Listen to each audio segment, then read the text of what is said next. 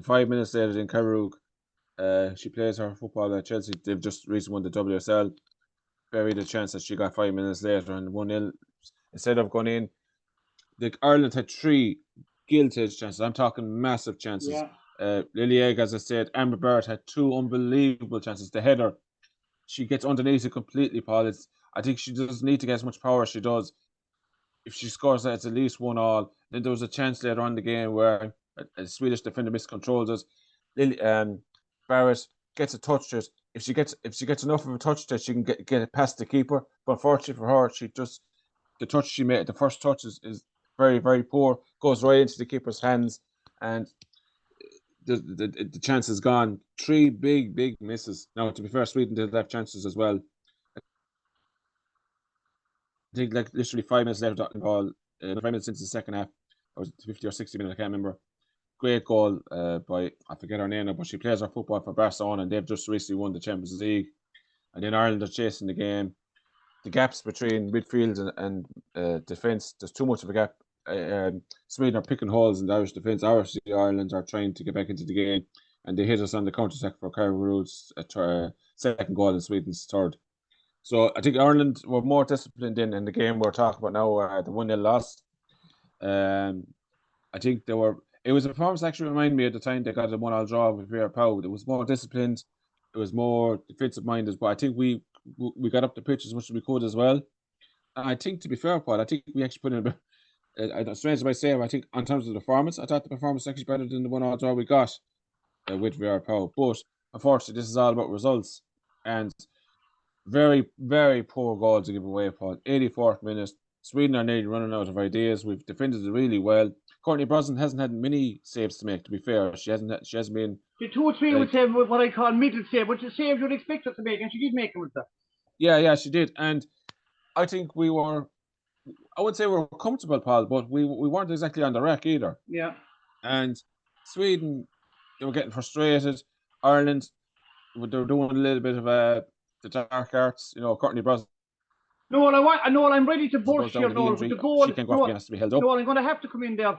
I'm ready to burst here. Yeah. With the goal that was conceded from a corner. Yeah. No, if we're playing in the local, the lowest level, we know defending the corner. The most basic defending is you put a player on both posts. This is basic level 1, step 1, the lowest grade. You put a defending the corner. In the 84th, 85th minute in an international game, the ball comes across, they're all pulled to the near post. I don't know who even got the touch, and there was half the goals empty, and the ball just went into the net. A player in the corner with her eyes closed, he'd have hit off her knee. This is basic defending, Noel. When I watched it, Noel, I couldn't believe it. And make it worse, Noel, Sweden got another corner soon afterwards, and I was looking, and the same thing was going on. When the ball was cleared, there was no one on the post. That's basic defending, Noel. Why haven't they done that? It was a terrible goal to give away, Paul. I was like, oh no, I couldn't. After all your hard work, and you could see the goal like that. I mean, I think the management on the line was to be going absolutely. I'm going to come in. I have to blame the management. Yeah. I've seen this in professional sports talking about it. That it now seems to be this new policy that you don't have a player on the post, you're marking space. But basic stuff, you should automatically. I've actually seen professional players in these podcasts arguing that that's the way the modern game is. You don't have a player on the post. Yeah. It was the right thing 100 years ago. It was the right thing 10 years ago. It was the right thing yesterday. It's the right thing tomorrow. You put a player on each post. And so I blame the manager and her coaching staff. That should be drilled into the players from the very first time when you're defending the corner, player on each post. Yeah, I know, and a lot of management too go with this zonal marking, where you mark your zone and you attack the ball when it gets into your zone, but you can't jump. You're not moving. You should be moving. You should be touched tight with your players, and I find zonal marking very, very frustrating as well. But on the goal, I don't know about you, Paul, but I felt Courtney Brosnan could have come and collected it as well when it actually hits off. The thing is, Paul, it's such a sloppy goal to give away. It actually hits Eriksson in the back. Like the ball actually could have gone in from the corner itself, because all it did was take a little touch off Eriksson's back, and it goes into the net. And as you said, there's no one there to post to clear it off the line. But I don't know what happened with her. Like it wasn't like a quick corner kick or anything like that. They had plenty of time to get organised, and the market seems to be terrible as well, Paul. I don't know what happened there, but it was such a I mean, to lose the game 1-0 after all you put in 84th minute, hardly no time to get an equaliser because in the minutes after then Ireland were, I think they were the car run out of petrol. They put so much effort in, and it's that type of goals that show you the level you're in. I mean, I think in a way, Paul, it's probably right that Ireland were punished for a goal like that because this I is the fully level agree you're with you, playing Don. at. 100% agree with you. In a way, it's an awful thing to say, but I was delighted with it. If you're making them basic mistakes, but what worries me, Noel, if I'm not mistaken, if my memory serves me correct, Sweden got a second corner soon afterwards. Now, the Irish player cleared the ball, one player, but I was looking at the goals. Again, there was no one on the post. So obviously, this is a tactic. Yeah. They don't put players on the post. Oh yeah, it is. And as you said yourself, it's modern day coaching, modern day football. No one seems to be put a man or woman, or whether it's whatever football you're into. Very rarely do you see someone on the post nowadays. But there's so much. But we can save so many goals when you have someone on the post because the goalkeeper can't cover all the goals. I mean, obviously, to someone sometimes at the near post, and if a ball comes in, they can get back onto the line. But then at the far over post, when the ball, like if you look at the ball swung in, and to be fair, man, the marking is terrible. I mean, I think actually, funny enough, the person Ericsson who scores the goal hits off her back. She's pretty much unchallenged. I don't think there's anyone touched tight to her at all. So it's such a poor goal to give away, terrible goal to give away. I think Carroll on the right wing, she caused a bit of trouble, but in the first half, but I think she faded in the second half. I think they had a few chances that you would expect Sweden to have. I don't know. I forgot to follow up on the Paul, but Louise Quinn went off just before half time. I don't know was it tactical or was it an injury, but I don't know. She didn't seem too happy coming up, and she has been known for her free kicks in terms of attacking them and defending them. She wasn't there. Yeah. I think Anna Patton was brought on instead of her. So look, organizing for the corner was terrible. It was a terrible goal to give away. You would hope they would learn from it. That comes from the training ground, Paul. Your routine, getting in touch with your player. And Courtney Brosnan, I don't know, could she have come for it? I thought to be fair, it was one of those that she could have came for. When the ball went into the back of the net, the person that Ericsson, she wasn't a million miles away from the line. To be fair, she was close enough to it. It was more shock really that she scored because it literally she actually Can I misjudged the come header. in I think there? actually No, hit her, as I sorry. said, it hit off her back. Yeah, sorry. No, can I come in there? When you're playing at any level of Yeah, sports, any grade, there's very little you can do about what the opposition do. You can plan for them and talk about it, but you can sort out yourself. I don't care if you're the lowest yeah, level, Division 10 of the lowest level to the highest level international. It's the same principle. You can sort out the simple things yourself that you can affect, like how to defend, say, particularly in soccer, how to defend corners, how to defend free kicks. You don't have to be a brilliant player. You don't have to be a Maradona or a Pele or a Georgie yeah, Best to defend free kicks and corners. You know what I mean? You can control that. You can't, yeah, ultimately, you have very little control over the opposition. A small bit maybe, but ultimately that's what you can control. And it looks like we can't do this. And Eileen Gleeson is a coach. She's come up through coaching the teams and all that. I don't know. I know she's involved in for 20 years and there's a backroom staff with her. But if they're going down this road of just following the international style and tactics of these coaching conferences, but then we're beat because we don't have enough of quality players. So you do the basics right. And that to me yeah, is base. I know it's probably old fashioned defending Noel, but it's right. That's what you should be doing automatically. And you know what, Noel? In a strange way, they deserve to get sucker punch for that goal. They deserve to lose that goal. They deserve to get that kick in the goal for not doing the basics. yeah. Not doing the basics, Paul. To be fair, Paul, we lost 1-0 away to France. I don't remember, but that was from a set piece Yeah. as well, where a corner was probably overhit by the French player.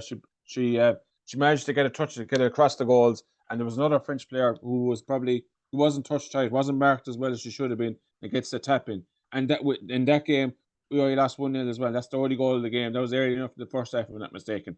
So it is a shame. It is a frustrating thing watching them, Paul, where we give away the one thing, like we said, we can understand great play from the opposition. For example, the second Swedish goal, that was from a breakaway. Ireland were trying. No, sorry, the third goal in away. Sweden got the third goal that Sweden got at Dublin.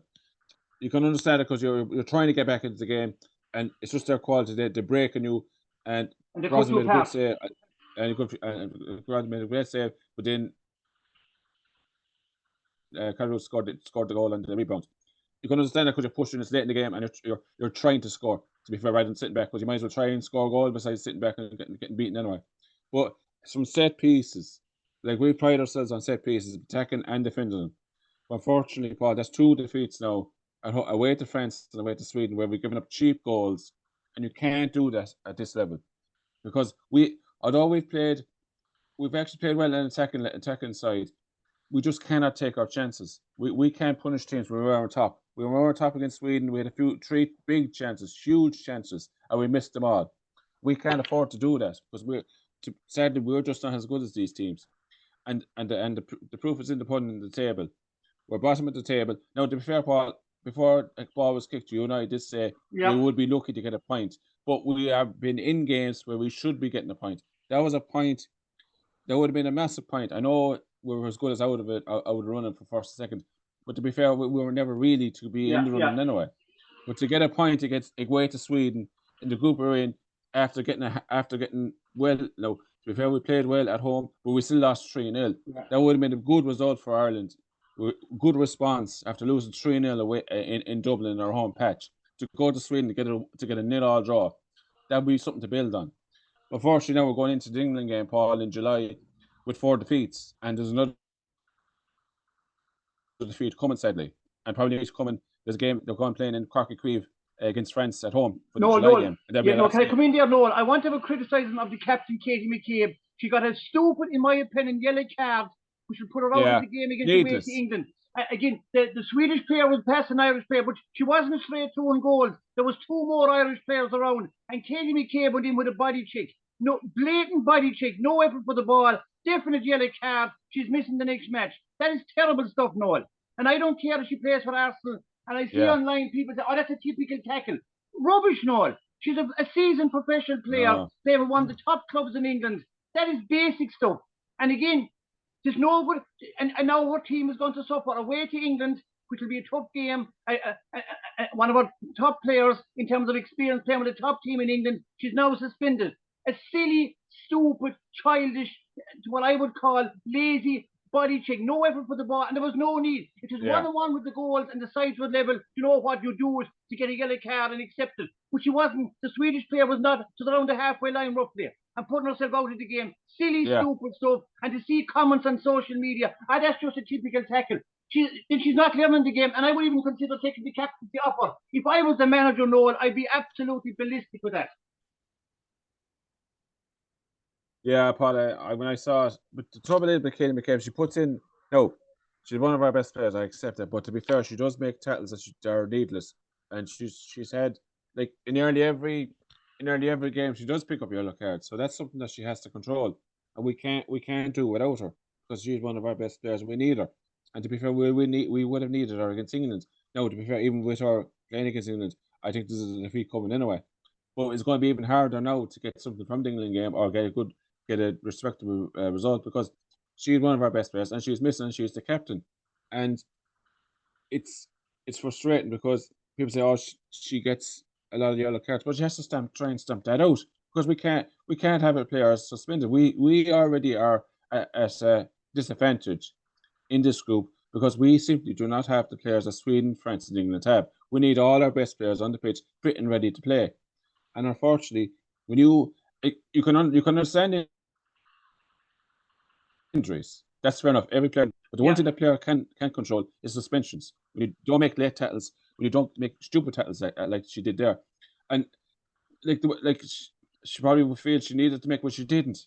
That's the thing. She didn't need to make the tackles. She didn't need. No, if the player was going straight through on goals and the game was level, and you're outside the penalty area, you take him out of it, give away a free kick, get a yellow card. You might even get a red card and let the player back, and hope you held on for the draw. You could accept that. That'd be professional. But there was no danger at that stage, in my opinion.